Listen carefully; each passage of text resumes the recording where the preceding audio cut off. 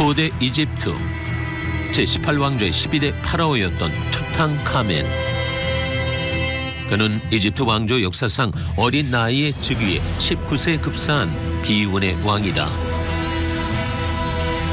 하지만 1922년 영국의 고고학자 하워드 카터가 그의 무덤을 발견한 이후 투탕카멘은 고대 이집트 파라오 중 사람들에게 가장 친숙한 왕이 되었다.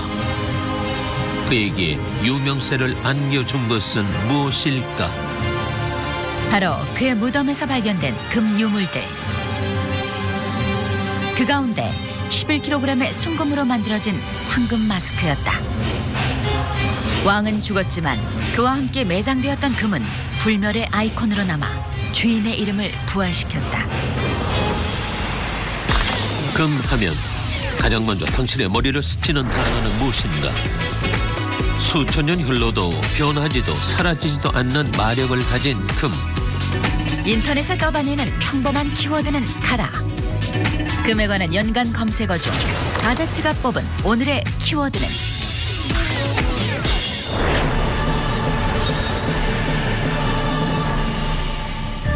금반지, 금팔찌, 금시계도 모자라 2억 원짜리 황금으로 만든 옷을 입은 남자. 그에게 있어 금은 최고의 과시용 수단이다. 몸을 지장하는 장신구 외에도 투자, 산업, 의료용 등으로 다양하게 쓰이는 금은 물질을 이루는 기본 성분, 즉 원소의 이름이기도 하다. 원소 주기율 표상 79번에 위치한 금의 원소 기호는 AU로 이는 빛나는 새벽을 뜻하는 라틴어 아우름의 앞글자에서 따왔고 금의 영어 표현인 골드는 노란색을 뜻하는 앵글로색스너 게올로에서 유래했다고 한다. 구리, 납, 은에 이어 인류가 네 번째로 사용한 금속으로 알려져 있는 금의 기원에 대해선 여러 가지 설이 있어 왔는데 가장 유력한 것은 우주에서 중성자별 충돌 과정에서 생성되고 운석 충돌로 인해 지구에 전해졌을 것이라는 설이다.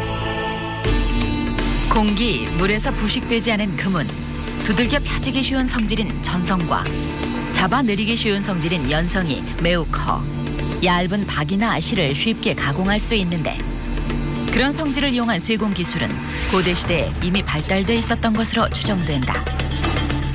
지금까지 금 유물 중 가장 오래된 것은 방사성 탄소연대 측정 결과 기원전 4800에서 4200년의 것으로 알려진 고대 불가리아 바르나 문명의 무덤에서 발견된 순금 부장품이다.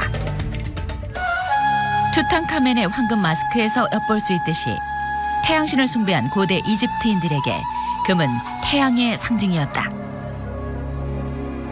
기원전 650년경 소아시아 반도의 리디아 왕국에서는 금 75%와 은 25%의 천연 합금을 사용한 최초의 금화가 만들어졌고 이후 많은 국가들이 금화를 사용했다. 이처럼 금이 금화로 사용되자 금의 확보는 곧 부를 쌓는 것과 같았다.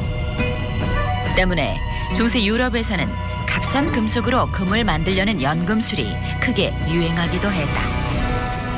15세기 이후 금을 얻기 위해 신대륙 탐험이 활발해지기도 했는데 신대륙을 발견한 크리스토퍼 콜럼버스의 항해 목적도 사실은 금이었다고 한다. 인류의 금에 대한 욕망은 침략 전쟁으로 이어지기도 했다. 16세기 스페인은 중남미 지역의 금을 손에 넣기 위해 멕시코의 아스테카 문명과 남미의 잉카 문명을 침략해 멸망시켰다. 스페인의 관광명소 세비야 성당. 콜럼버스의 관이 안치된 이곳에는 1.5톤의 금으로 만들어진 성모 마리아의 안긴 예수상이 있는데 여기에 사용된 금이 바로 신대륙에서 약탈된 것이라고 하니 역사의 아이러니가 아닐 수 없다. 유대인을 극도로 증오했던 아돌프 히틀러. 1934년 총통에 오르며 무소불위의 권력을 휘두른 그가 유일하게 두려워한 사람이 있었다. 바로 치과 주치의 휴고 블라슈케였다. 히틀러가 그를 기피한 이유는 치과 치료가 무서웠기 때문이었다. 채식주의자로 육식을 하지 않는 대신 하루에 초콜릿 1kg을 먹을 정도로 단 음식을 좋아했던 히틀러. 그래서인지 50세가 되기도 전에 정상적인 치아는 한두 개뿐. 대부분의 치아와 잇몸 상태가 심각했으며 이로 인해 늘 치통과 구취에 시달렸다고 한다. 이런 히틀러에게 블라슈케는 금으로 10개 이상의 충치 치료를 해줬는데 과연 그가 사용한 금은 어디에서 왔을까 하는 의구심이 있었다. 그런데 독일의 역사학자 헨리 에버를은 의과대학 교수 한스 요아킴 뉴이먼과의 공동 저서에서 블라슈케가 히틀러 충치 치료에 사용한 금이 유대인 희생자들의 금리라고 주장했다. 그의 주장의 근거가 된 것은 당시 유대인 수용소 캠프에서 약 5kg 상당의 금을 확보했다는 내용이 담긴 블라슈케 부하의 편지였다. 에버를은 영국 일간지와의 인터뷰에서 대부분의 금은 유대인들에게서 나온 것이었죠. 다른 곳에서 구한 금은 정말이지 보기 힘들었습니다. 히틀러의 치아 보철물도 유대인 희생자들에게서 나온 것일 겁니다. 라고 밝혔다. 과연 그의 주장처럼 히틀러의 금리는 유대인 희생자들의 금리로 만든 것일까? 만약 그렇다면 이 또한 역사의 아이러니가 아닐 수 없다.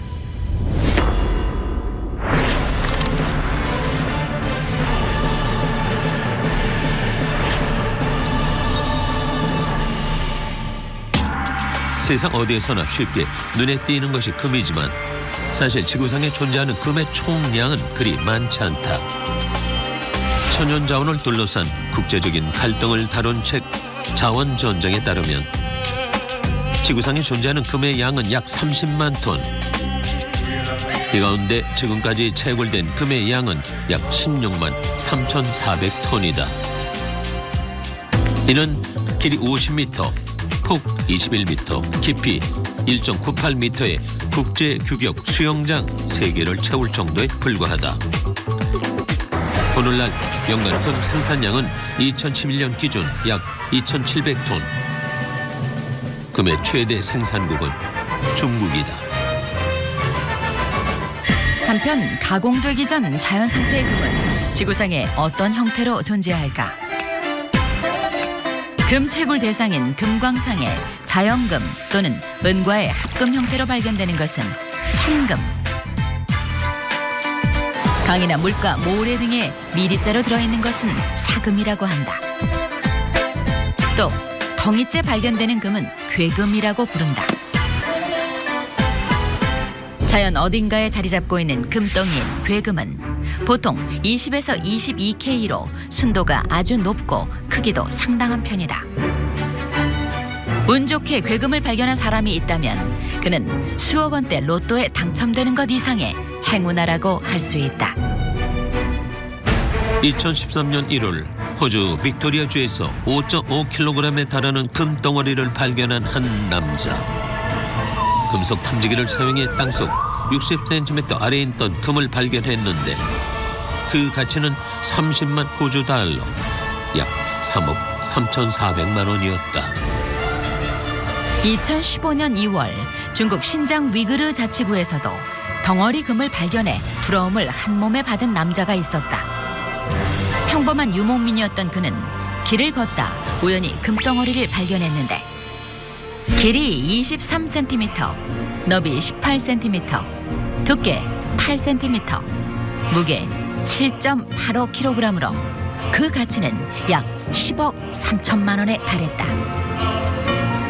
이처럼 가끔 해외 토픽란을 장식할 정도로 화제가 되곤 하는 괴금의 발견.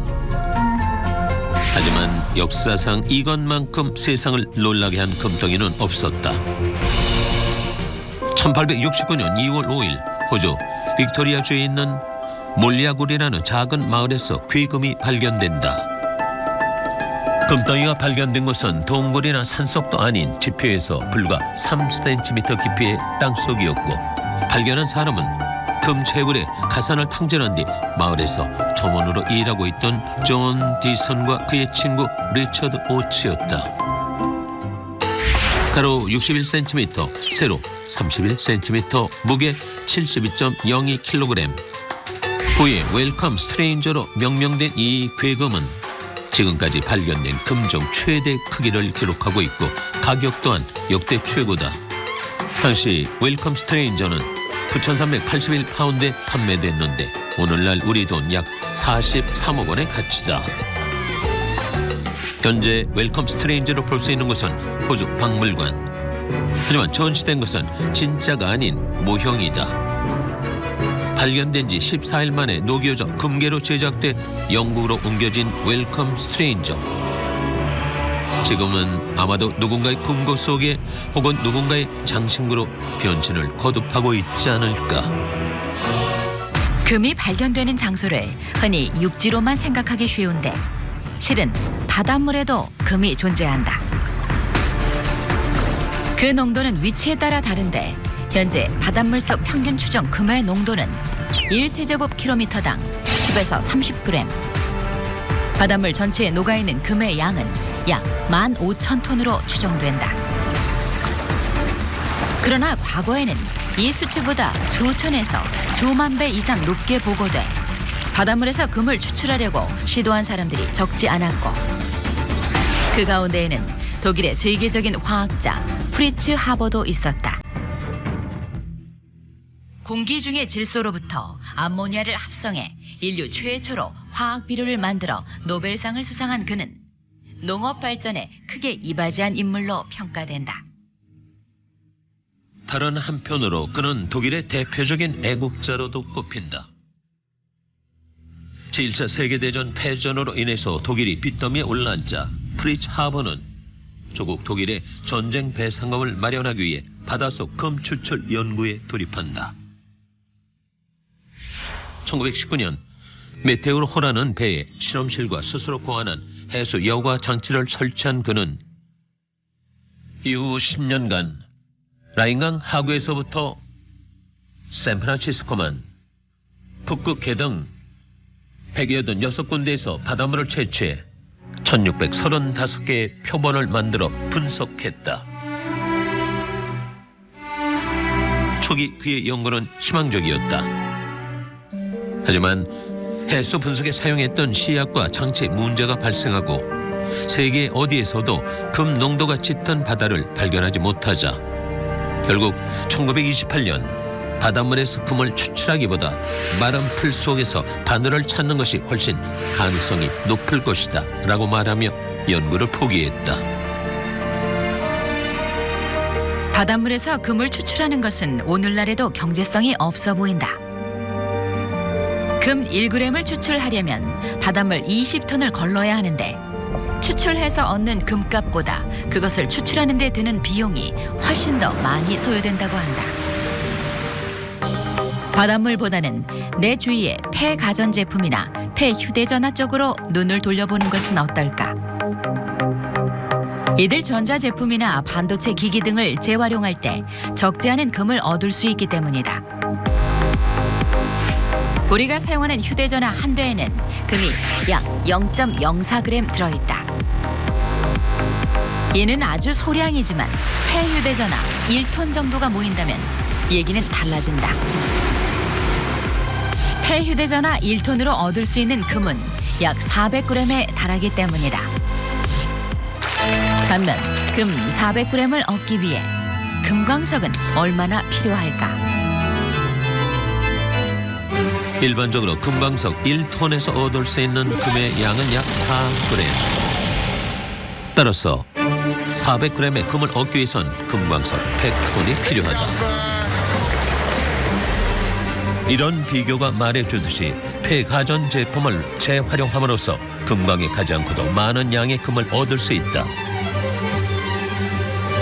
이처럼 쓸모없어진 휴대전화나 폐가전 제품을 재활용해서 금 등의 금속을 추출해내는 것을 일명 도시광산이라고 한다. 1980년 일본 토쿠대 선광재련연구소의 난조 미초 교수가 도시의 폐자원을 도시광산이라 부른 것에서 유래한 도시광산. 그때부터 대전자 제품에서 금을 캐온 일본은 오늘날 더 이상 자원 빈국이 아니다. 일본 물질재료연구소는 일본의 40조엔 우리 돈 약 416조 원 규모의 도시광산에 자원이 매장돼 있다고 추정했고 2014년에만 도시광산에서 금 143kg을 추출했다고 전했다. 2016년 미국 지질조사국 USGS는 2016년 광물 자원 개요 미네랄 커머디티 서머리즈를 발표하면서 금의 채굴 가능 연수를 앞으로 18.7년으로 내다봤다. 점점 고갈되어가는 금. 반면에 점점 넘쳐나는 도시의 전자제품 쓰레기. 2100년이면 인류가 버리는 폐전자제품의 양이 지금의 3배가 될 것으로 추정되고 있다. 그런 만큼 도시 광산은 미래의 확실한 금 공급처가 될 것으로 보인다. 일본도 2020년 도쿄 세계 스포츠 축제에서 도시 광산에서 캔 금속들로 메달을 만들 계획이라고 한다. 국제 스포츠 축제위원회 즉 IOC는 금메달을 만들 때 금의 함량이 최소 6g을 넘고 은의 함량은 최소 92.5%가 넘도록 정해놓았다. 금메달이지만 그 정체는 은메달인 세계 스포츠 축제의 금메달. 하지만 도시광산의 활성화에 힘입어 앞으로 국제대회 금메달의 금 함유량도 늘어날 수 있지 않을까.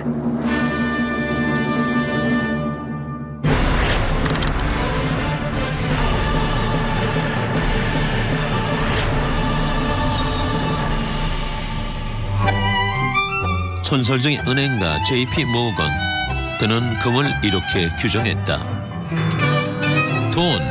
돈은 금이지 다른 어떤 것도 아니다 라고. 1987년부터 2006년까지 미국 연방준비제도 이사회 즉 FRB의 의장을 역임했던 앨런 그린스펀. 강연료로 그가 선호하는 것은 달러나 유로가 아닌 바로 금이었다. 달러의 소자들조차 그 가치를 인정하는 금. 그런데 최근 글로벌 금융 불안으로 인해 안전자산인 금 가격이 치솟자 가짜 금 제품들이 캐나다, 미국 등지에서 급속도로 늘어나고 있다. 귀금속 자문업체 톰슨 로이터 GFMS는 실제 지난해 금 가격은 전년에 비해 26%나 올랐다고 발표했고 미국 골드바 제조 판매사 스캇데일 민트는 위조품 적발 사례가 2011년에서 2016년 사이 2배 가까이 늘었다고 추산했다. 이런 가운데 지난 1월 17일 캐나다 에드먼턴 경찰은 시중에서 총 220g, 우리 돈 약 850만 원 상당의 가짜 골드바를 적발했다. 10g에서 31g 정도의 가짜 골드바는 우리 돈 25만 원에서 68만 원 선에서 거래된 것으로 나타났다. 그런데 문제는 최근 가짜 금 제작 기술이 날로 발달하고 있다는 점이다. 특히 금동전의 역사만큼이나 오래된 금동전 위조 기술로 인해 점점 더 진품 감별이 어려워지고 있는 상황이다. 금 위조 범죄가 진화되고 있는 가운데 관심을 끄는 금속이 있다. 바로 원자번호 74번으로 스웨덴어로 무거운이란 뜻의 텅과 돌이란 뜻의 스텐이 합쳐진 텅스텐이다. 우리나라에선 중속으로도 불리는 금속이다. 사실 육안으로 봤을 때 금과 비슷한 금속은 황철석이다. 그러나 이 금속은 잘 부서져 금방 금이 아니라는 것이 탄로난다. 그래서 붙여진 이름이 바보금이다. 이 황철석과 반대인 것이 바로 텅스텐이다. 육안으로 봤을 때 색깔에서 금과 확연한 차이를 보이는 텅스텐. 하지만 과학의 눈으로 봤을 땐 몇 가지 물리적 성질이 금과 비슷하다. 텅스텐은 비중과 밀도가 금과 거의 같다. 비중이 비슷하기 때문에 400g 무게의 막대로 만들었을 때 색깔 외에는 구분할 방법이 없고 두 금속의 열 용량, 즉 물질의 온도를 1도 높이는 데 드는 열량이 5% 정도밖에 차이가 나지 않아 실온에서 두 금속을 만지면 아무런 차이를 느끼지 못한다. 이처럼 금과 비슷한 성질을 가진 텅스텐을 범죄에 적극 이용하는 사람들이 바로 금 위조범들이다. 그들은 금으로 외형을 만들어 그 안에 텅스텐을 주입하거나 24K 순금을 텅스텐 덩어리에 코팅해 가짜 골드바를 만든다. 포장과 등급 표시까지 진품과 흡사하게 만들어 유통시킨다. 이런 상황에서 최근 주목받고 있는 것이 진짜 금인지 위조 금인지를 구별해주는 스마트폰 애플리케이션이다. 금동전을 바닥에 떨어뜨렸을 때 나는 소리로 진품 여부를 구별해주는 애플리케이션이 인기리에 이용되고 있으며 다른 금 제조 회사들도 애플리케이션을 개발 중이다. 애플리케이션이 없더라도 일반인들이 가짜 금을 구별할 수 있는 방법이 있다. 첫 번째, 표기에 따른 금 구별법으로 금의 고유 표기 방식을 확인하는 것이다. 순금은 24K, 999, 999.9, 99.99, 18K는 750과 75%, 14K는 585와 58%로 표시된다. 금의 순도를 나타내는 이런 숫자 뒤에 GP가 붙는 경우가 있는데 이런 제품은 주의해야 한다. 순수 금이 아닌 골드 플레이팅, 즉 도금이기 때문이다. 가짜 금을 구별할 수 있는 두 번째 방법은 순금이 용해되지 않는 황산을 시약으로 이용하는 것이다.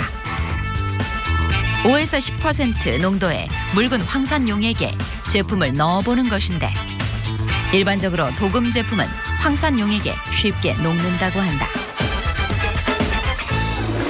세계 경제가 불안해질수록 투자 가치가 높아져 가격도 상승하는 금.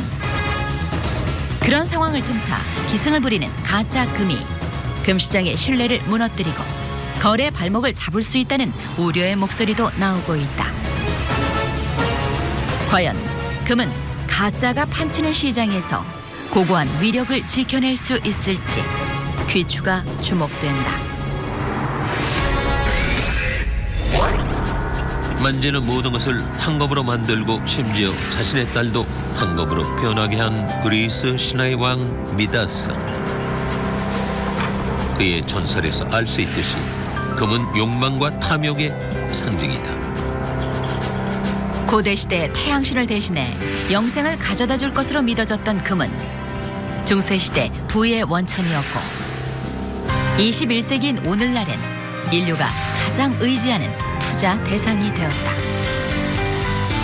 동서고금을 막론하고 이보다 더 인간이 쫓고 사랑한 금속이 있을까?